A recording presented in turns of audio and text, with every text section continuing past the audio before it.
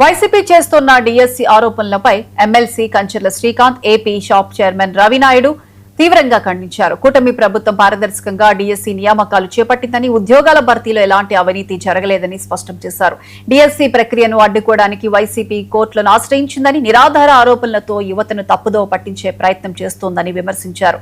CM Chandrababu Naidu, మంత్రి లోకేష్ల హామీ మేరకు ఉద్యోగాల భర్తీ పూర్తి చేశారని వారు పేర్కొన్నారు.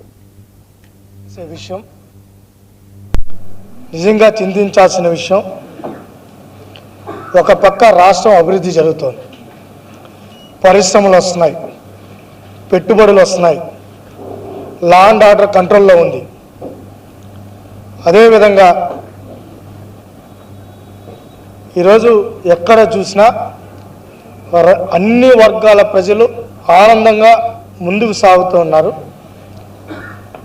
ఇచ్చిన మాట ప్రకారం ఆ రోజు నారా లోకేష్ గారు యువగలం పాదయాత్రలో, ఇదే తిరుపతిలో హలో లోకేష్ కార్యక్రమంలో గత ప్రభుత్వంలో జగన్మోహన్ రెడ్డి గారు అధికారంలోకి రావడానికి ఊరూరా తిరిగి మమ్మల్ని నమ్మించి మెగా డిఎస్సి పెడతారని చెప్పారు. ఆయన పెట్టలేదు. మెగా డిఎస్సి పెట్టలేదు కదా, కానీ ఆయన ఒకటి పెట్టారు. అడగడానికి పోతే రేప్ కేసు పెట్టారు. బాధేసే విషయం.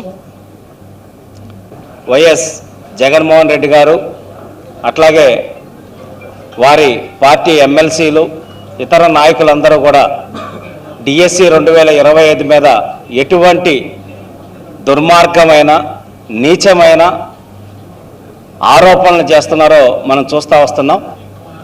ఈ ఆంధ్రప్రదేశ్ రాష్ట్రంలో ఎటువంటి దుర్మార్గమైన ఆలోచనలకి తెరలేపారో కూడా మనం చూస్తూ ఉన్నాం. ఈ సందర్భంగా జగన్మోహన్ రెడ్డి గారిని నేను ఒక్కటే అడగదలుచుకున్నా. అయ్యా జగన్మోహన్ రెడ్డి గారు, మీరు ఒక్క ఉద్యోగం అయినా ఇచ్చారా 2019 నుంచి 24 మధ్యలో?